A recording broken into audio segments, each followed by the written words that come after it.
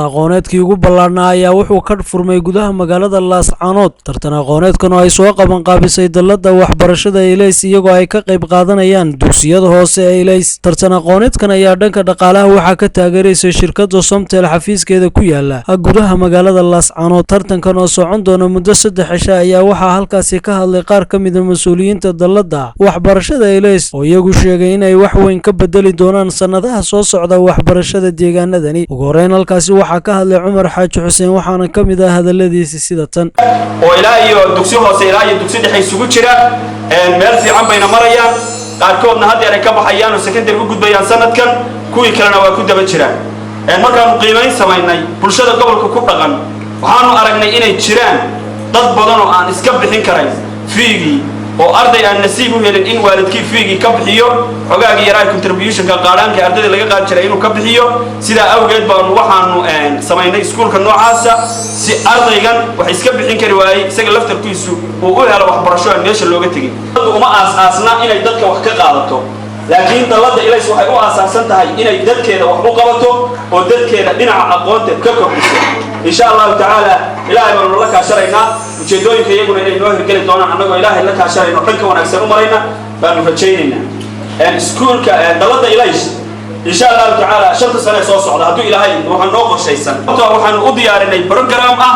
in dadka aan waxbarashada iska bixi karin ee ilaa 15 ilaa 8 jir u dhaxeeya inaan u helo xarumo iyo goobo ay wax ku bartaan sanadada soo socda insha Allah ta'ala. Geesta kale munaasabadan ayaa iyaguna waxa goobjoog ka ah dhammaan shaqaalaha dalladda waxbarashada Ilays ee xarunta magaalada Laascaanood macallimiinta oo intuba ku sugnaa madashan lagu daahfurayo tartan aqooneedkan ay soo qaban qaabisay dalladda waxbarashada Ilays ayna ka qayb qaadanayaan dugsiyada hoose ee Ilays. Waxa kale oo aan la ilaawi karin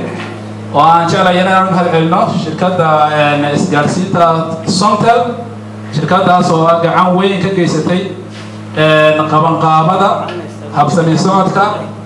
iyo waxa weeyaan qabsoomida bandhig aqooneedka iyo tartanka dhex maraya ardayda dugsiyada aasaasiga dalladda waxbarashada Ilays. Geesta kale waxaa isna halkaasi ka hadlay maamulaha shirkadda Somtel ee magaalada Laascaanood Faarax Cali Maxamed oo ka hadlay inay taageerayaan dhammaan waxbarashada ka socota deegaanadani haddii ay yihiin shirkadda Somtel.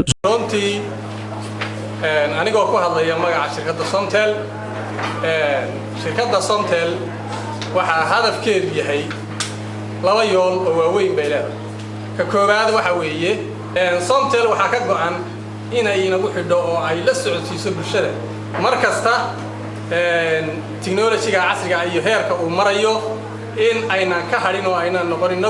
bulshada dib loo eego uga habsaamin marka caalamka shirkadda Somtel yoolkeeda koobaad waa in ay keento adeegyo la socda caalamka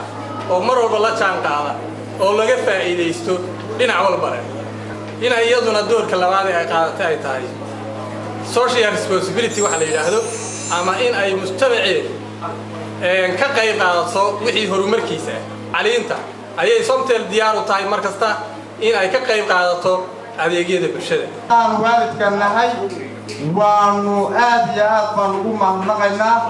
dalladda waxbarasho ee Ilays runtii Ilays lama ilaawi karo xilligii ay timid magaalada gobolka Sool gaar ahaan magaalada Laascaanood sidii waxbarashadu ay ahayd iyo halkii ay tiilay Ilays dafcadihii ay soo saartay secretary-yada iyo kollejyada ka soo baxay ee maanta laga wada aqoonsaday jaamacadaha dalka dhammaantood tayada iyo mataqaana qiimaha ay ku yeesheen waa mid la soo yahay mana halmaami doono insha Allah ta'ala taariikhda qoran waxay ku tibaaxayaan telefoon wax keena soo tirada koowa Somtel Abdikariin Nolol Somali Channel TV xarunta magaalada Laascaanood ee gobolka Sool.